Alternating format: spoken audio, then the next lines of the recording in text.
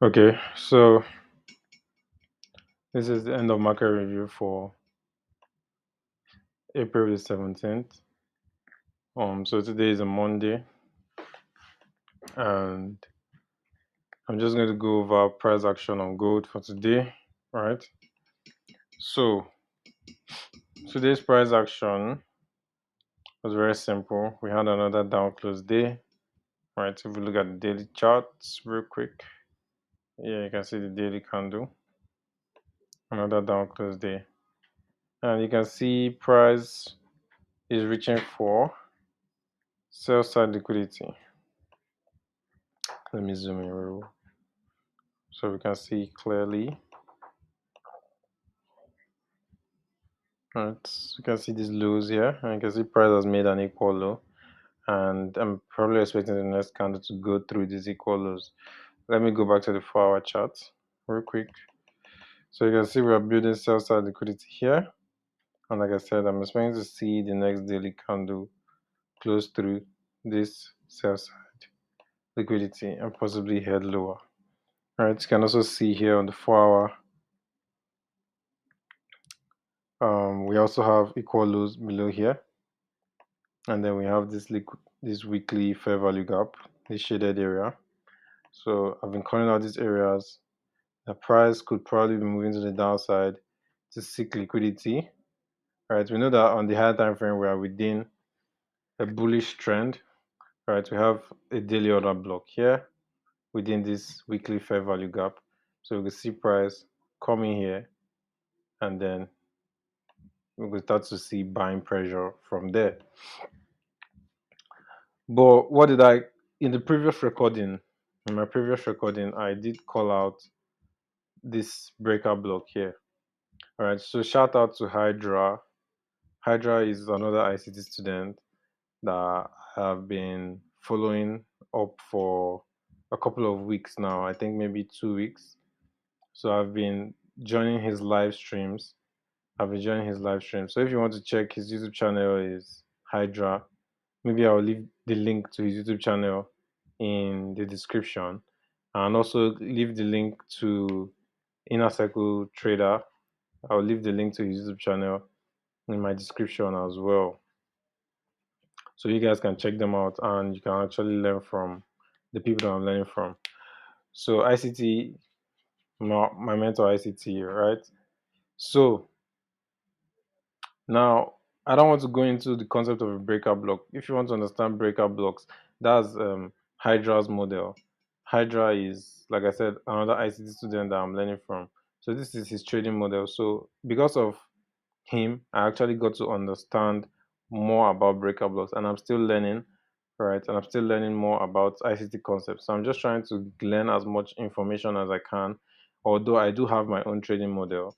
But when it comes to being able to interpret price action, I feel like it's very important to learn as much as you can so that you can be able to interpret why this is happening, why this is happening, why price is moving in this direction or in that direction. Do you understand? That's just to help build an understanding of price action, an understanding of why price is doing what price is doing, right? So that's just why I'm learning. I'm still learning so that I just have that knowledge. It's important to have that knowledge, right? So let me go down to the 1 hour. Let me jump down to the 1 hour time frame real quick. So on the 1 hour time frame, um, you can see where I had marked out for sell side liquidity, right? I had this lows marked out, and you can see price moved into that level today, right? Price moving into that level today. Price hasn't broken through it yet. Well, you can see, I did mention this breaker block, this bearish candle here, this very huge bearish candle. Let me zoom in so you can see the candle I'm talking about. The candle I have marked out, this breaker block, right? This bearish candle here, and I have it marked out from the high of the candle's body to the low of the candle's body, right? And I said that this breaker block, one thing about this breaker block is we have another confluence with this breaker block to say that okay, we could see price react from this level and then go to the downside. we also had this fair value gap, right? So imagine having a breaker block and a fair value gap at the same price level, right? And within here, you can also see a lot of psychological levels, right? We have 2010, round figure, 2010, we have 2012, 500. And you can see where was, okay, let's look at this. The close of these candles. Like, let's look at this bullish candle, for instance. Where did this bullish candle close? 2011, 500, right? So look at the close of these candles, right? If you look at the close of these candles, you can see the close of these candles bodies, right? And you can see where the wicks went, wicks, but you can see where price was closing. Price did not close above a certain price level, right? So that's a psychological price level, 2011 500, right? Within this fair value gap, within this breaker block, when the price starts to decline rapidly, we have this candle at 1 o'clock, we have this candle at 2 o'clock, right? So towards New York session, look at this high, look at the sweep of these highs, right? This is like a turtle soup sell model, right? Price raised these highs, moves further into the breaker block and into the fair value gap, moves into a psychological level, pulls down, creates a lower high. So you can see lower high, lower high, lower high, and then just collapse. Takes out this sell side liquidity here, reaching for this sell side liquidity here. So this was price action for today. All right. And it's very important to be able to break down price like this. Like this is why I'm studying ICT, right? So that I can be able to read price action like this and understand what happens, right? Being able to understand what happens is very, very important because yeah, it's just very important to be able to read price action, right? Price took out this buy side liquidity here. This is the breaker block, this candle here. Took out that liquidity. Price came, broke the breaker block, retested the breaker block, and then we are seeing continuation to the downside. So this was what I pointed out in the previous recording, right? In my previous recording. So today I executed the 18th trade. 18th trade. So last week I had 5 wins in a row. I cross-checked my data and I had 5 wins in a row, and that was crazy because having 5 wins in a row means like from Monday to Friday I didn't take any loss, and it's very important to slow down and try to understand, like, when you take 5 wins in a row when you're trading, do you attribute that to your intelligence or do you attribute that to your model or your consistency? For me personally, in the past, I used to attribute a winning streak to like my intelligence, and it used to get to my ego, right? I'll be like, you could start to feel invincible or something. But I'm just at the point where I took 5 wins in a row and I didn't really even notice that I was on a winning streak, right? In fact, I couldn't believe that I took 5 wins in a row because it was almost insane to me that I didn't take a loss throughout last week. So that was to show that my emotions were not even attached. I was not even attached emotionally to it. And looking at that is you can also see maybe okay, maybe because I'm trading on a demo account, I'm not really paying attention to that, right? But trading on a demo account is actually giving the feeling that you should have. So having what I'm trying to say is like trading on a demo account and feeling nothing, that is how it's meant to feel. That's how trading is meant to feel, even when you're on a real account. You're meant to actually feel nothing while you're executing your trades because you're focusing on the process, right? But when it comes to a live account and those emotions come in, like that's the difference. That's what we need to work on as traders. I believe that that's what we need to work on. when our ego comes into play. Like, let's say I'm trading on a live account and I take 5 wins in a row, right? Is my ego going to get too big? Like, how am I going to handle that, right? So that's something that I'm really considering, or I'm really paying attention to. So let me just take price back and go over today's trade. So today we actually took a losing trade, which is normal, right? That's very, very normal. Like, we've just seen ourselves take, and something like if I can have 5 wins in a row, that means it's possible that I could take 5 losses in a row. How can is it, am I going to be able to handle 5 losses in a row? Like, if I take 5 losses in a row, that's -5R. But if I take 1 win, let's say I have 5 losses and 1 win. After 5 losses, I'll be down 5R. But after having just 1 win, I'll be back to -3R. If I take another win, I'll be back to -1R. Right? So 2 wins can cover up like 5 losses. So sometimes it's very important to like think about that. Like, psychology and money management could really, really help even when you don't have a high accuracy. And I'm not hiding the fact that I don't have a high accuracy, right?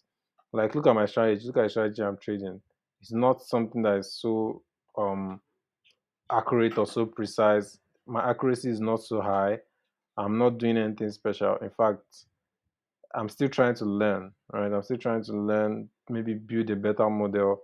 But at the same time, like, I'm just trying to prove to myself that even with a low accuracy or a low strike rate strategy, let's put it that way, if you can keep your psychology in check, maybe you could still come out profitable, right? So that's what I'm actually looking at. And so far, this is just, I haven't even taken 20 trades yet. Right? I still have 2 more trades left. So this was my trade for this session. This was my trade for today. As you can see, like, fair value gap, same thing. Had a fair value gap, marked it out. Price was retracing to my fair value gap at 230. I had my entry. Price went in our favor a bit and then came heavy against me, stopped me out. And then price just continued to push the downside. And yes, that was expected because yes, we have the whole breaker block on the higher time frame. On the higher time frame, we have a breaker block and all of that. So let me delete all of this from my chart. So yes, today was a losing day. So I have 2 more trades left. 2 trades left. Now I'm currently up 12R, right? I'm currently up 12R and I have 2 trades left. Now there are only 3 possible outcomes at this point. It's either I lose the next 2 trades, right? If I lose the next 2 trades, that's -2R and I'll be down to 10R, right? Or I win the next 2 trades. If I win the next 2 trades, that's +4. +4 plus 12, that's 16, right? 16R. Or I lose 1 trade and win 1 trade, right? If I lose 1 trade and win 1 trade, that's +1, right? +1. +1 plus 12, that's +13. So it's either I end up, after 20 trades, either I end up with 10R, 13R, or 16R profit, right? All 3 outcomes are profitable. All 3 outcomes are in double digits, right? In double digits. So that's really, really impressive for this strategy or for this model, right? Being able to end up with 10R, 13R, or 16R possibly, right? We'll find out at the end of the next 2 trades. So that's really positive. But today I was listening to a Twitter space by my mentor, and he made mention of demo trading, and currently I'm demo trading, right? Currently I'm demo trading, and he was like, it's important to be able to demo trade for about 6 months. And initially my plan was to demo trade this month and then go live next month, right? And coming to hear from my mentor that okay, doing demo for a month is rushing it. It's part of rushing things, right? So I've made it part of my plan now to actually slow down and do demo for an extra 5 months, right? Because I've done it for a month now, or maybe I could say 2 months, but more like a month with this model. With this model, I've tested this model for close to a month now, right? So every 20 trades takes about a month, right? And my mentor says it's good to give it a go for like 6 months. And I can really understand why. Because in the beginning, when I came into this, right, when I started doing this whole exercise, I had in mind that okay, once I figure out a model that's profitable, then I'll start taking challenges, trying to make. So it's still money oriented in a way. But if I'm still having like a little bit of doubt with the whole strategy because like I've taken only 20 trades, and in a way, I have this feeling like okay, what if it doesn't work out? What if it stops working? What if the strategy doesn't work during certain periods of time? So coming to the realization that okay, you actually have to day trade, you actually have to demonstrate this model for 6 months. It actually makes sense because like if you demonstrate for 6 months, probably you will get to trade in different market conditions, like maybe when the market is consolidating. Like so far so good, right? We've only taken like this model has been profitable.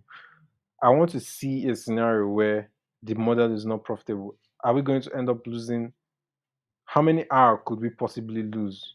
You know, or I just want to know the different things, or like see if it can really be profitable over a long period of time, or see if maybe I just got lucky this month, right? Maybe I just got lucky. Maybe I just got lucky. So let's do it over and over and over and over. I think that by the end of 6 months, it will become so mechanical, and my brain will really get used to trading it the way it's meant to be traded. So that even if I make that shift to a live account, at the end of the day, you know, things are going to be more process oriented rather than outcome based, right? Because by then I've engraved it into my brain that okay, this is how we trade, right? And then by then, I think I would have also have like collected enough data, right, on this trading model, so that could eliminate the doubt of it won't work or this or that, right? So 6 months, I have to do this for an extra 6 months, right? So after the next two trades, right, I think I'll stop recording this end of market reviews after once I'm done with these 20 trades. But personally, I won't be making that shift to a live account. I will just stay on the demo for an extra 5 months, right? And obviously I'll keep updating on the Telegram. But I think the next thing I'll do is to start tape reading the market in live conditions so that I can actually see market movements, right? Learn how price action works, keep on studying the content, the free content on my mentor's YouTube, keep on studying from other ICT students, just keep on studying and keep on studying and keep on studying. But I will keep on trading my model on a demo account for the next 5 months, right? Just to really, really collect more data and understand how it actually works and to be very, very consistent. I want to build consistency because the whole thing about trading is trying to be consistently profitable, right? So that's my goal. I want to be consistently profitable. So there's no need to rush anything. So that's the decision I've made. So I have two more trades to go, and after documenting those trades, then you know we'll just see where it goes from there. Well, yeah, this is the real journey. This is the real journey, and I'm glad that I'm actually documenting this. This is how it goes. This is the right way to go about it. I believe that this is the right way to go about it. This is going to help build patience. Help is going to help build the discipline and the patience that is needed. So this is it, guys, and I'll see you in the next one.